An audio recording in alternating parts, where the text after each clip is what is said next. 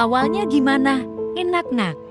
Awalnya perih Mbak, tapi lama-lama enak juga. Coba ceritanya gimana sih? Pakku ingin tahu. Gini Mbak, waktu itu aku baru lulus sekolah. Aku ditawari kerja sama tetanggaku. Katanya ada temannya butuh pembantu. Aku ditawarinya, lalu aku diajak ke rumahnya. Akhirnya aku kerja di situ, Mbak. Aku ikut keluarga Pak Agus. Pak Agus dan istrinya usianya nggak beda jauh. Kira-kira usianya 40-an gitu, Mbak. Mereka orangnya baik, Mbak. Pak Agus sering memberi aku bonus, tiap Sabtu lumayan, Mbak. Awalnya aku tidak ada pikiran apa-apa.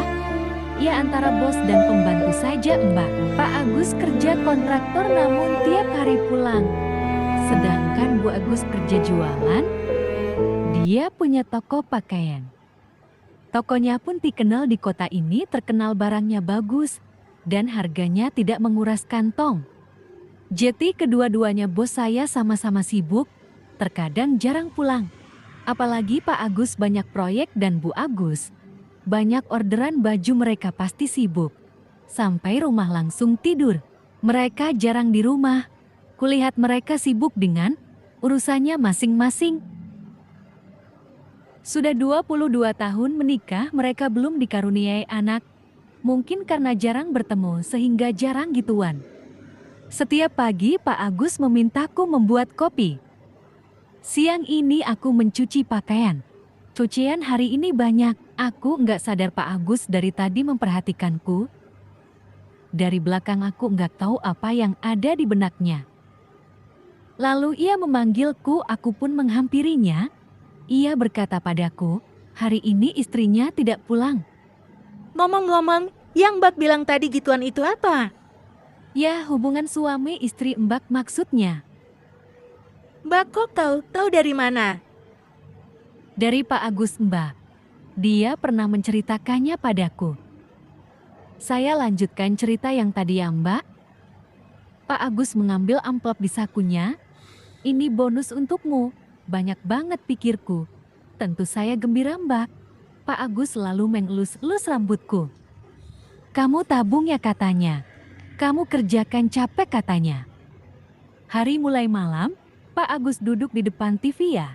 Lalu saya membuatkan kopi untuknya. Waktu menaruh kopi di depan Pak Agus, kerah baju saya lupa kancingnya dua terbuka. Sehingga barang itu agak semi kelihatan. Pak Agus memandangnya tanpa berkedip. Aku jati malu, Mbak. Lalu Pak Agus bilang saya disuruh duduk di sampingnya. Awalnya dia nanya pekerjaan saya, Mbak. Lalu dia bilang suka nggak dikasih bonus. Saya jawab suka, Pak. Kataku, mau nggak saya kasih yang lebih banyak, tapi jangan bilang-bilang istri saya katanya. Aku pun setuju, Mbak. Waktu itu aku masih polos, Mbak. Lalu Pak Agus bangkit dari tempat duduknya. Tangannya menggandeng tanganku, aku diajak masuk ke kamarnya. Saya nggak tahu kenapa saat itu saya nurut saja, Mbak. Namun jantung saya deg-degan, Mbak. Tapi saya tak bisa menolaknya. Kami pun duduk di pinggir tempat tidurnya. Tangan Pak Agus belum melepas genggamannya. Lalu dia membisikkan kata di telingaku. Awalnya saya kaget banget, Mbak, ingin menolaknya. Jangan Pak, nanti Ibu tahu, kataku. Dia nggak ada di sini, kata Pak Agus sambil berdiri. Mengunci pintu kamarnya, jantungku semakin deg-degan. Sebetulnya aku mau teriak, Mbak, tapi takut didengar orang. Akhirnya saya pasrah, Mbak. Malam itu Pak Agus mengajakku olahraga berkuda, Mbak. Itu pertama kali buatmu ya? Iya, Mbak, pertama kali, Mbak. Rasanya gimana, sakitnya? Iya, Mbak, agak perih gitu, tapak Pak Agus menjak selancar. Nggak mau berhenti, lama-lama anak juga, Mbak. Selesai itu aku dikasih bonus lagi sama PSK Agus. Esoknya istrinya pulang, kami seperti tidak ada kejadian.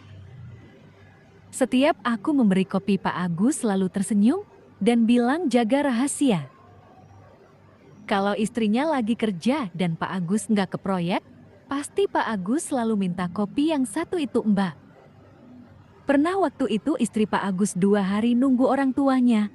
Orang tuanya sakit, Pak Agus pamit ke istrinya ada proyek, aku pun izin mau pulang kampung 2 hari. Tiba-tiba Pak Agus bilang sambil membisikkan padaku, waktu istrinya masuk kamar, kamu pulang bentar saja, nanti malam pulang ke sini ada bonus untukmu. Sayang atau mbak saya mau saja. Taunya Bu Agus saya pulang mbak, tapi akhirnya saya nggak jadi pulang. Selama 2 hari ternyata Pak Agus nggak kerja mbak, kami berdua di rumah itu. Mbak tahu sendirilah, kami bisa sehari 4-5 kali berkebun. Saya pun mulai menikmati mbak. Pak Agus banyak mengajari bercocok tanam. Jujur mbak saya takut ketahuan, namun Pak Agus bilang, nggak apa-apa aman kok katanya. Memang kami nggak keluar, kami di dalam saja mbak, takut tetangga tahu. Selama 3 hari saya banyak dapat bonus. Sore itu Pak Agus menjemput istrinya, katanya orang tuanya sudah mulai sehat. Sejak kejadian itu Pak Agus atau saya kalau sudah ingin, kami saling memberi sinyal mbak. Terkadang kalau saya belanja saya mampir dulu sebentar, ada tempat favorit kami dan Pak Agus sudah menunggu. Ya ambil 1 jam setelah itu saya pulang mbak. Gimana mbak kadang saya juga kepingin olahraga. Lama nggak kejadian itu? Ada 1 tahun lah mbak. Kok bisa berhenti dengan Pak Agus gimana? Iya mbak waktu itu ada teman sekolah saya cowok. Orangnya ganteng mbak, saya dulu naksir dia. Ternyata dia belum menikah. Dia sering menghubungi saya, akhirnya kami pacaran. Tapi awal-awalnya saya masih sama Pak Agus juga. Saya butuh bonus mbak. Jadi main kiri kanan dong? Iya mbak. Pak Agus nggak tahu. Tapi akhirnya pacar saya mengajak menikah. Awalnya saya takut dia nanti tahu siapa saya. Karena saya cinta saya pergi diam-diam mbak. Akhirnya kami menikah dan saya ikut suami. Sampai sekarang suami saya tidak tahu mbak. Saya pernah dengan Pak Agus. Saya pun tidak ada berhubungan lagi dengan Pak Agus. Mudah-mudahan kisah saya tidak ada yang tahu mbak. Ya, ini menarik, semoga ini jadi pembelajaran. Semua orang punya masa lalu, baik yang buruk maupun yang baik. Yang buruk harus ditinggalkan. Oke, terima kasih sudah mau berbagi.